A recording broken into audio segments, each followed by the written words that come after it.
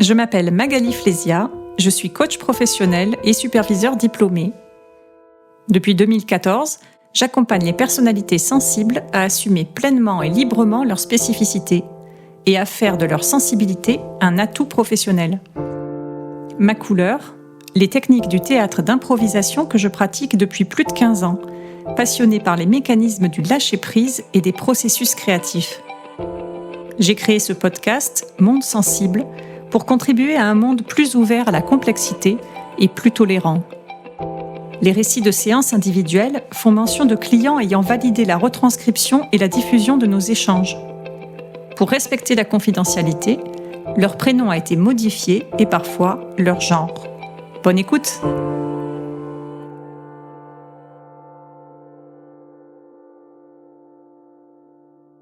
Il y a quelque temps, j'ai animé une formation à la prise de parole en public pour un groupe de 8 personnes.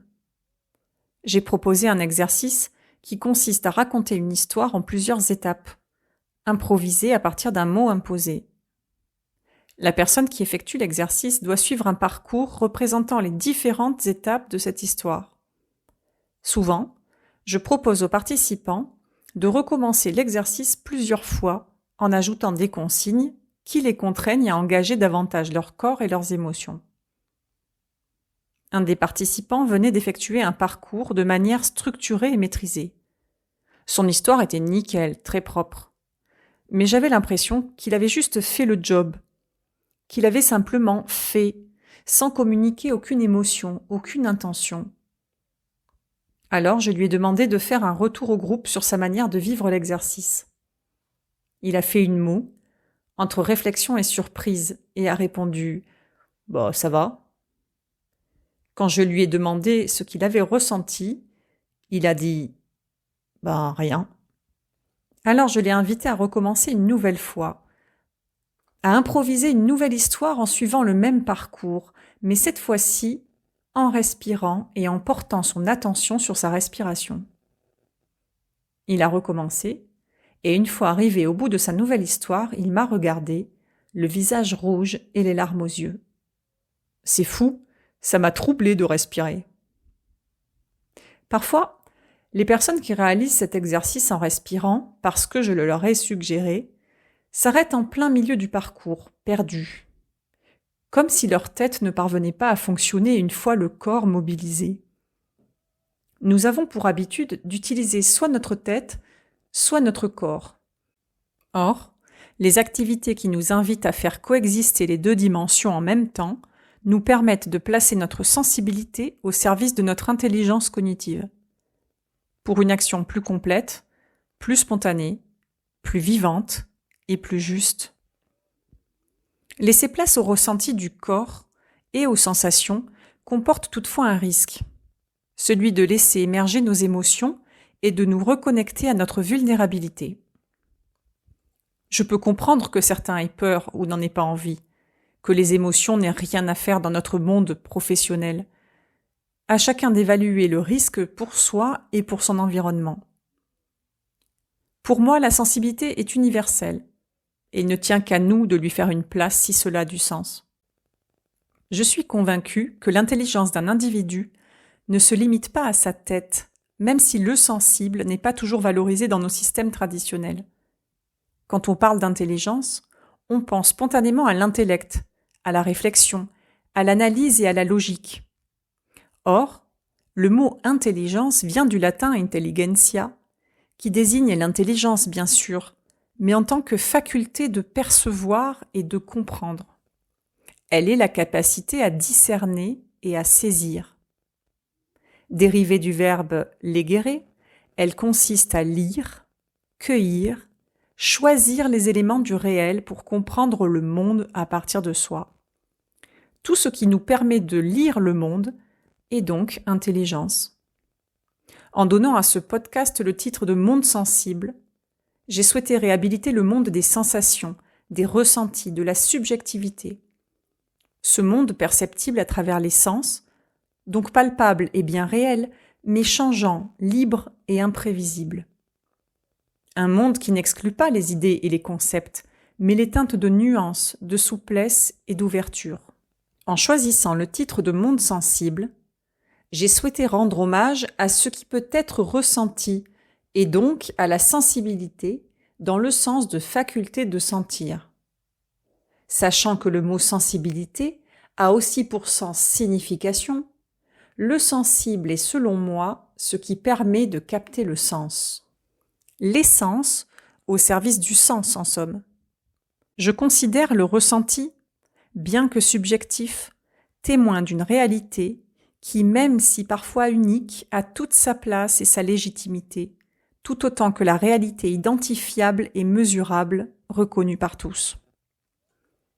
Et pourtant, le monde sensible est décrié depuis l'Antiquité et désigné par la pensée scientifique de forme dégradée et inférieure du monde vrai, le monde intelligible.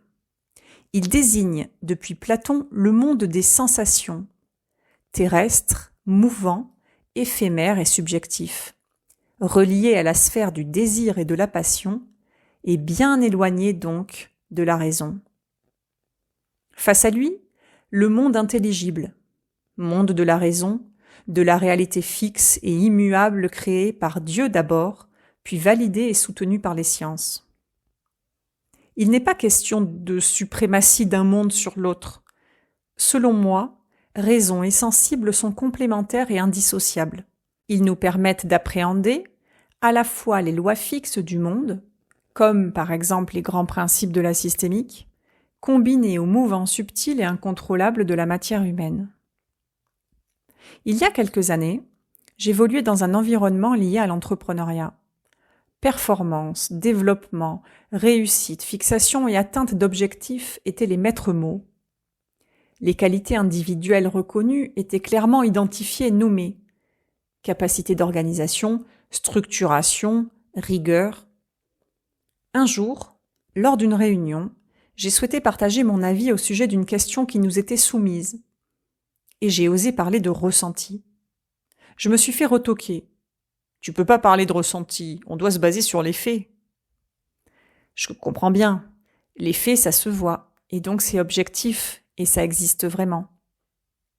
Seulement voilà, si la réalité n'était que constituée de faits et de visibles validés par tous, alors il n'existerait qu'une seule réalité. Or, quand nous avons la capacité de ressentir le monde, quand nous percevons la réalité palpable et que nous sommes aussi en mesure de la palper par des canaux sensoriels, émotionnels ou énergétiques, alors il est difficile de se limiter au visible.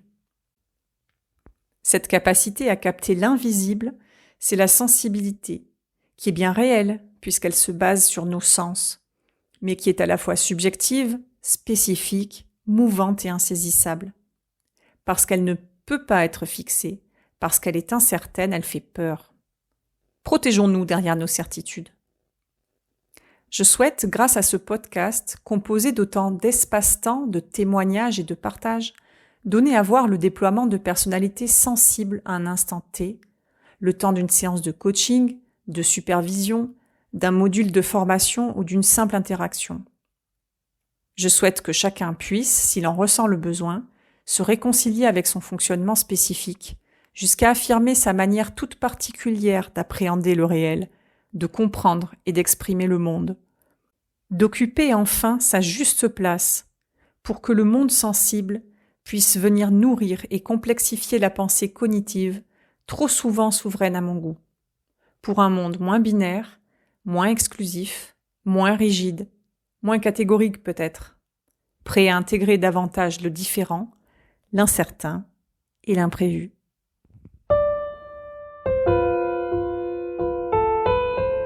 Merci d'avoir écouté cet épisode de mon podcast Monde sensible. Je vous donne rendez-vous pour le prochain, pour un monde plus organique, ouvert à l'incertitude et à l'inconnu, et plus respectueux de la diversité du vivant. À bientôt!